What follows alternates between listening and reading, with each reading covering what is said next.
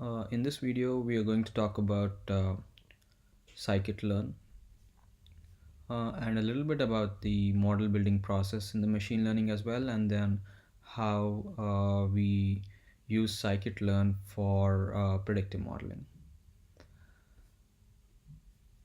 So, just having a recap a little bit about the usage of a predictive model. There are two types, broadly two types that predictive models can be used for. Uh, One is the classification and the other is regression. Classification is when you have some kind of labels for your data set. Uh, for instance, and that is like a predefined classes. For instance, when you want to predict whether a person who has taken a loan, where he's going to default or not. So those are some cases where you use classification functions. And regression is when your uh, predictive value is continuous. For instance, something like how much would be the default amount, taking the same example. So we're going to talk a little bit about supervised machine learning here. That is, you have training data to build your model, and that is where you'll use training data which is tagged. That is, you have actual values that you can predict. So if you look at the general machine learning steps to build a model, the first you want to talk about the understanding of the data. That is, by using either graphs or any analysis or any tools, you want to find out the underlying distribution of the data and find out a little bit more about the data that what are the null values, what are the averages, what is the mean for your data. And it is extremely important for us to know that, because for a data scientist, your model is as good as the underlying data. So you want to find out how the data has been collected. Are there any uh, empty values? Is there any systematic case for why the null values occur, or is it random? So because each of these can have impact on your model, you want to find out what can affect your accuracy and the reliability of your model. The second part is the cleaning data. So you want to find out, you want to remove any outliers, you want to impute any null values. So these are some decisions that you can make. The third is building the model. You can use any appropriate algorithms. That is where we'll talk a little bit more about how scikit-learn comes into the play, and you can use that to build your model. Uh, the libraries that are sorry, the algorithms that are in the scikit-learn library. And then we'll talk a little bit more about testing and iteration as well.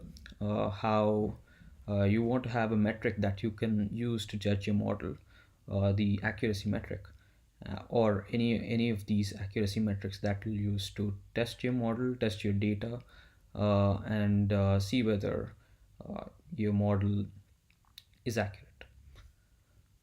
So just to get a little bit background about, so what we're going to do here is we're going to go through all these four stages with an example, and we'll talk about how libraries such as scikit-learn can help make your life easier.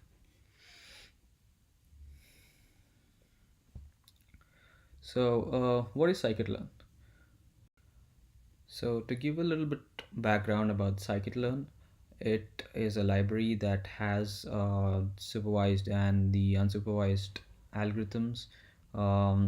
it is built upon SciPy. It's faster, and it makes your life easy while building, as you can see in the next part of the video, where with few lines of code you're able to actually build a model, test a model, and use that model for predicting your use cases. So what we're gonna do now is we are going through a data set, and that would be the iris data set. It's a pretty common data set that people use for building machine learning algorithms, or get a sense of example of how things are. And we're going to look at the data, look at some feature distributions to get to understand the data. uh, we're going to divide the data into training and validation subsets. We'll get to that of what exactly those are. We're going to fit our model, try out accuracy metrics, and save the model for future test data. So the libraries that we're going to use for first cases of just understanding data are NumPy, Pandas, and Matplotlib. And we're going, as we said before, we're going to use an iris dataset that is having features and predicting the class of the iris species. If you take a look at it, this you can find the dataset online. It's an open source data, and you can download it and take a look at it. So if we go ahead and start with it. So okay, going back, let's load up the libraries and read the data. So if you take a look at it, the first 5 rows of the data, you can see that the species is Setosa.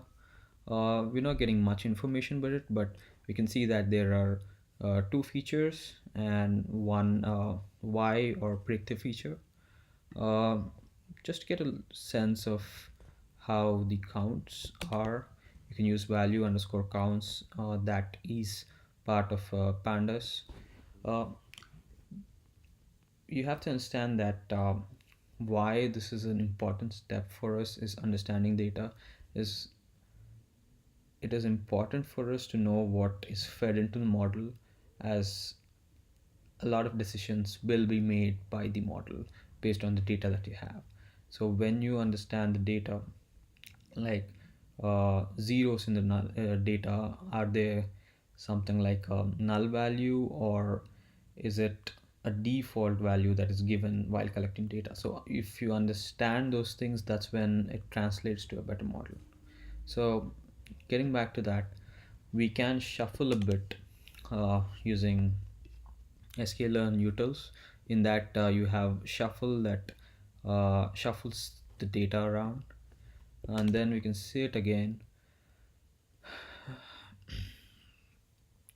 that the species are Setosa, versicolor, and you can see that it changes a bit. And in this particular data set, there are no null values, but we'll talk a little bit about how we can change, or what kind of library or what kind of functions that we need to use to handle null values.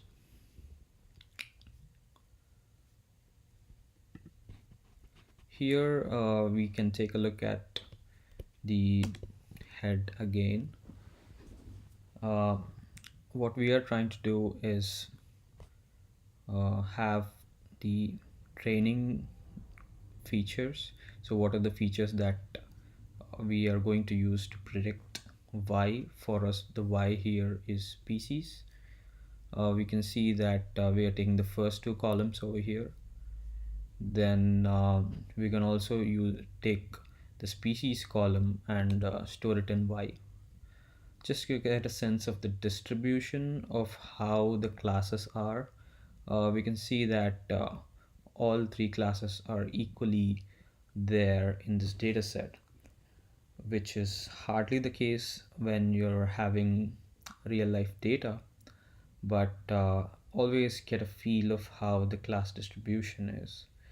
It's possible that when you have a minority class, or there is a large number of zeros versus ones, if it is a binary class, then there are some techniques that you can use to improve that distribution, as the model may not be very accurate when you have disparity in the distribution.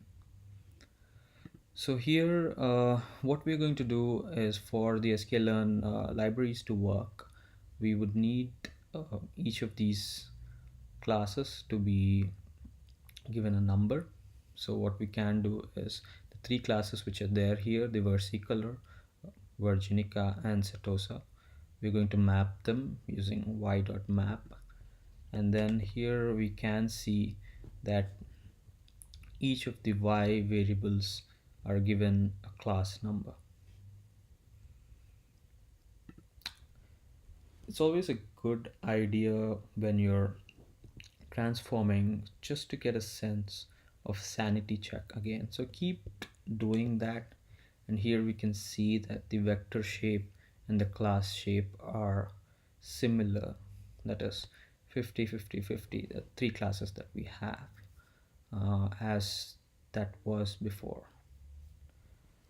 One more function that you can use to understand the data is data.describe. So this is a little bit into the pandas, more than pandas or other libraries, more than sklearn, but it's an important thing to understand the data. So here we can see that what is the count, the average of each of these values, what is the max. So why this is a good thing to know is just to get a feel of uh, the range of how the values are.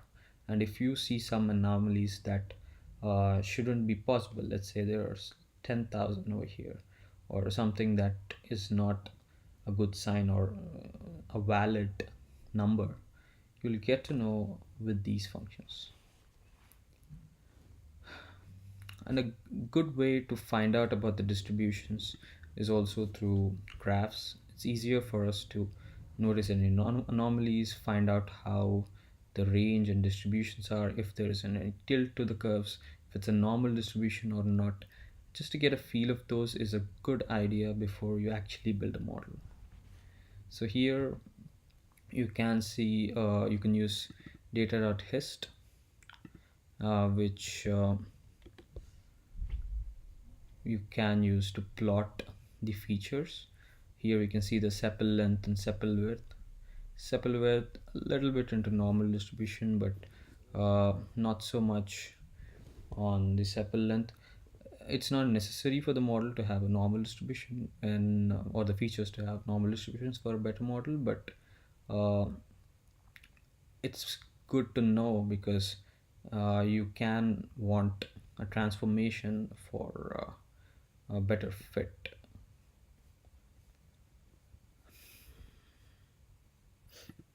And we can also use group by function to find out count of each of these.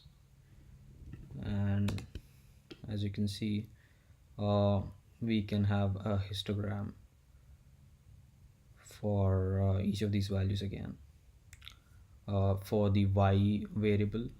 So for, if you want to find out what is the distribution of each of these classes, this is a good way to learn as well.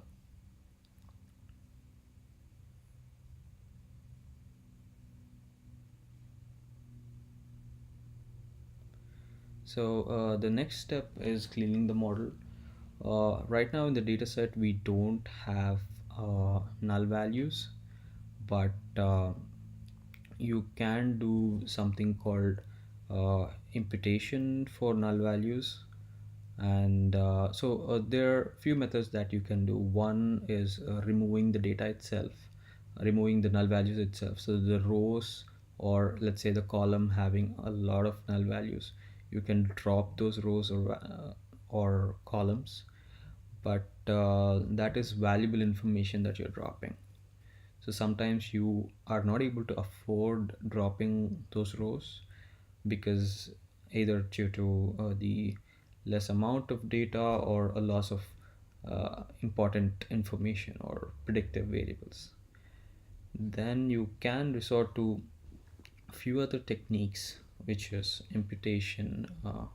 You can use scikit-learn pre-processing imputer to impute the values either for a continuous variable by an average value like a mean, median, or for a class variable you can create a null class or have a mode for the class as well.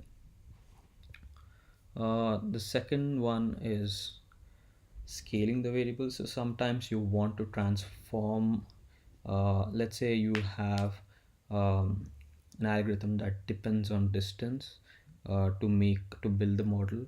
So sometimes you want to have all of your features, the predicting features, the features that you use for building the model, to be on a scale so that one feature does not bias or pull all of your model towards that.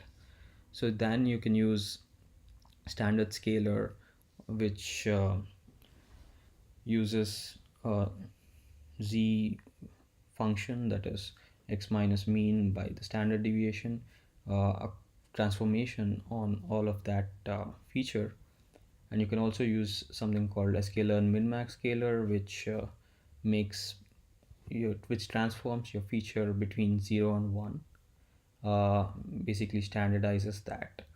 And you can use both of these to clean both of these to scale your features, and that is the process of cleaning your data either with your imputations or transformations, any of these that can help uh, build a better predictive model. So for the third part, we want to use scikit-learn to build a logistic regression model.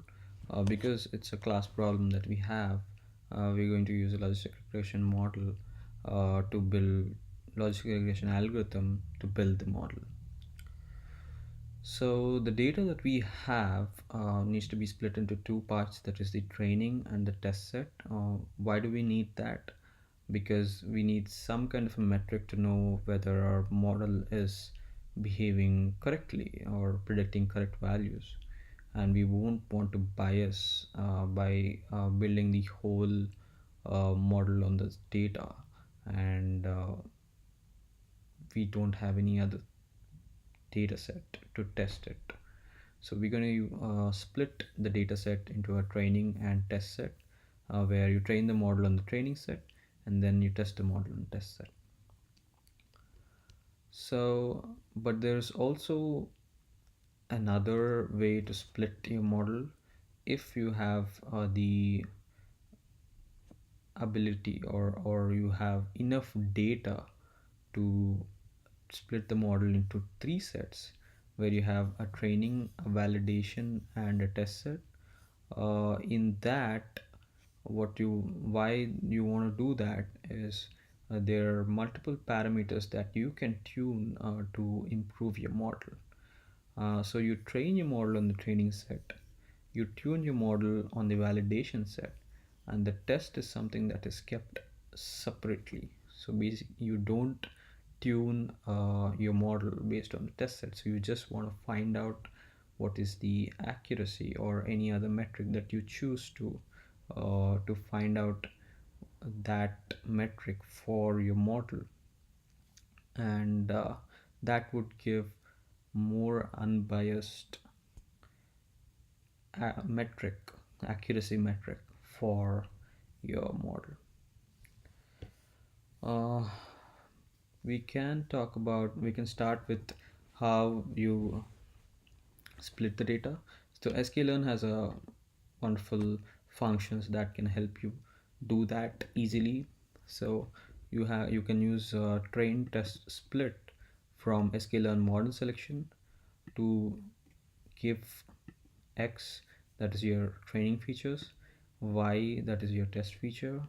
Test size will give you the split, 0.2 being 0.2, that is 20% of your data is your test set and 80% is your training. The next thing is a random state, so basically giving you, so if you want to replicate this thing again, you can use the same number. So when you use the function, it will give you the same split. So when you use train to split, you get 4 variables, that is x train, x test, y train, y test. X train, as expected, it's your training features in the and your training set. X test is the training features in the test set. Y is your predictive variable in train, y test is predictive variable in test. So let's take a look at what are the samples. Here you can see that the number of samples in training data is 120, the number of samples in test data is 30, which is the 80-20 split that we have. So you can use linear model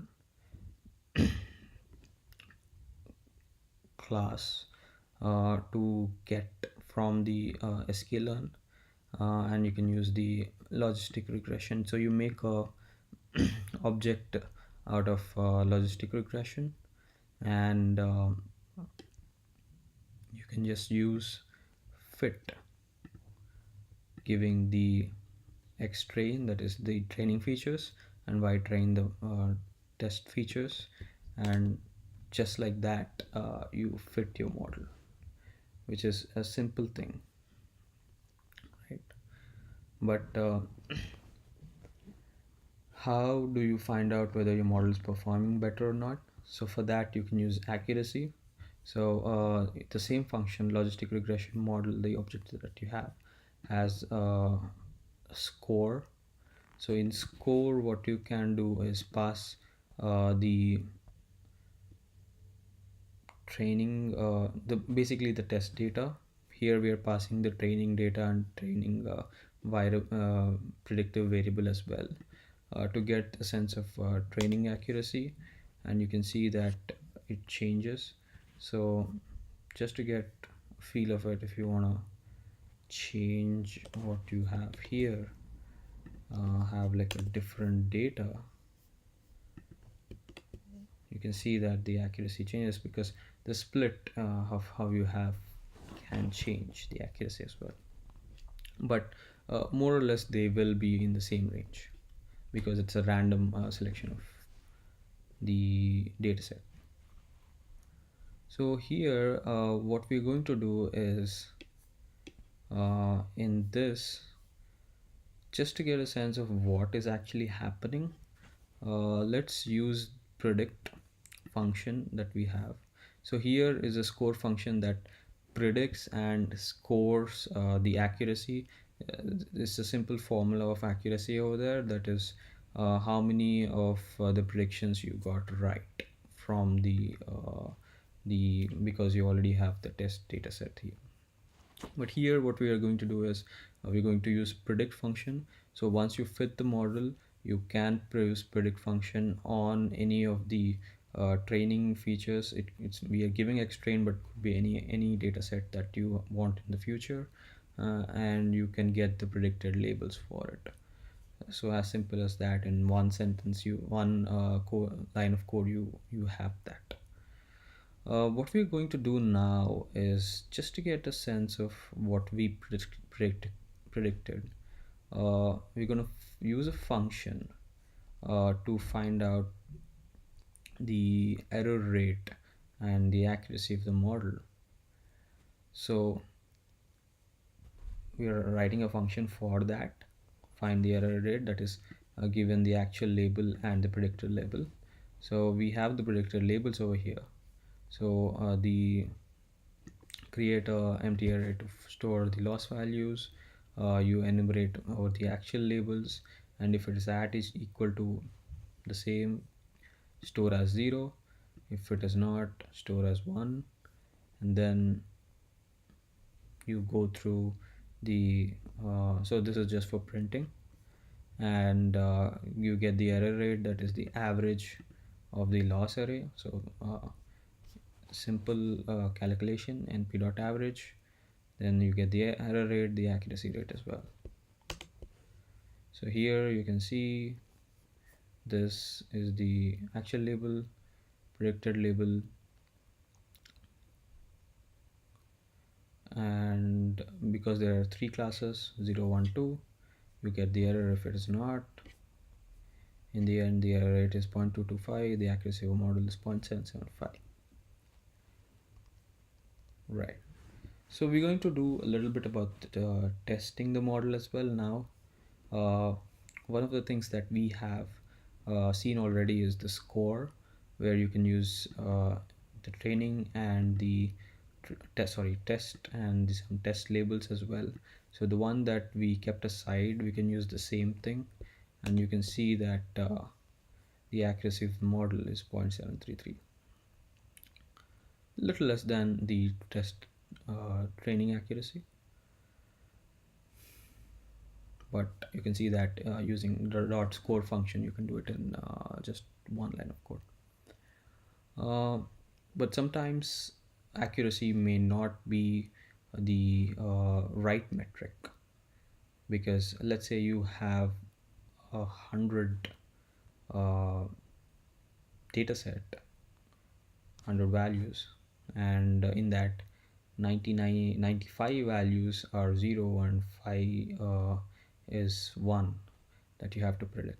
So now even if I predict everything as 0, I still have a 95% accuracy, which is not the expected that we want, right? We want to predict, or we want to have a sense of how the model is doing on the ones, the minority class as well.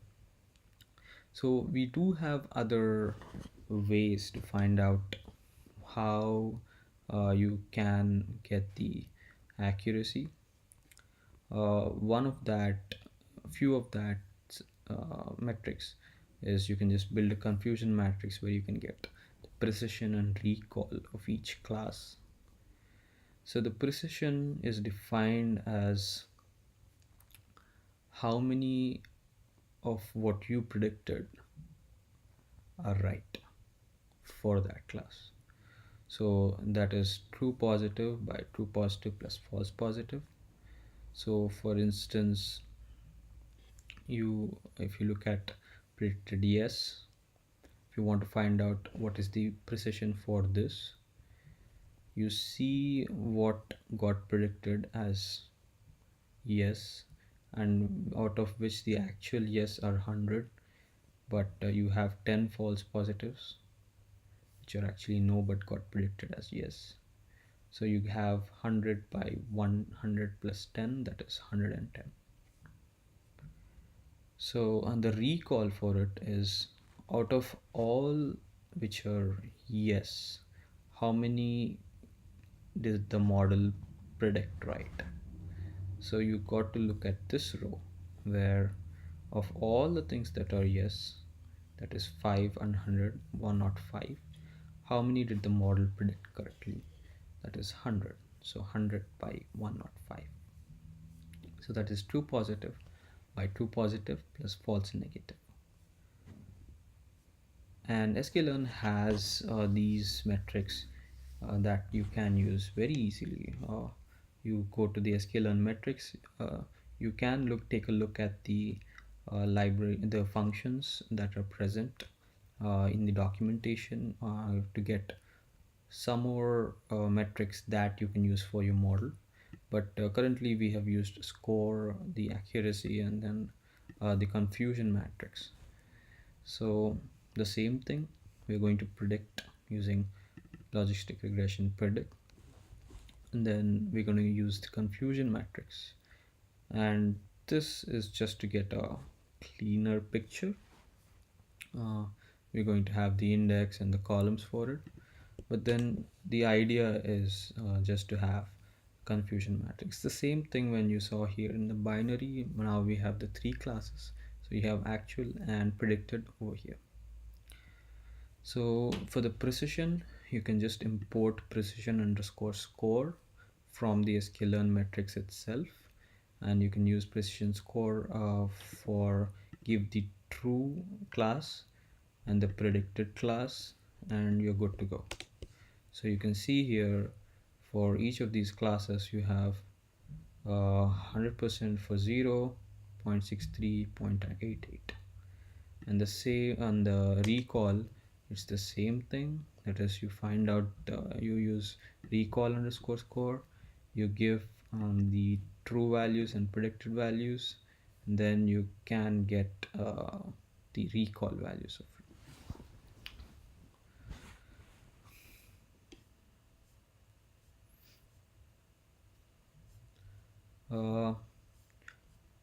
Going through this, we can actually see an example for a simple linear regression. It's the same way. You can get the linear, you import the linear model, and you can use linear regression instead of logistic regression.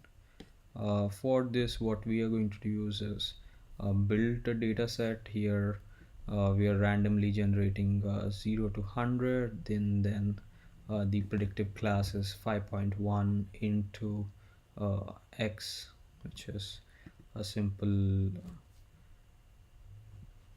linear equation. So we are getting the features, the y, and then dot fit, linear regression dot fit, giving the features and the y. So we're going to use z for storing the predictive models, and here the difference is you get the coefficients for each of these features that you can use. So you can use linear regression model the object that you have. Coef underscore would give you the coefficients for it, and you can find out the mean square error by the prediction, which will be a continuous variable here minus the actual into whole square and the mean of that to get the mean squared error. So what we are going to do is plot the outputs. We're going to plot x, y, and also plot z on x, and you can see that it's a perfect prediction. The coefficient is 5.1, but the mean square is very small. But you get the general idea. This is something that we created, and it's a simple data set, but generally you get the idea of what kind of model, the libraries and the functions that you can use for in the scikit-learn to build the model, like few lines of code and you're good to go.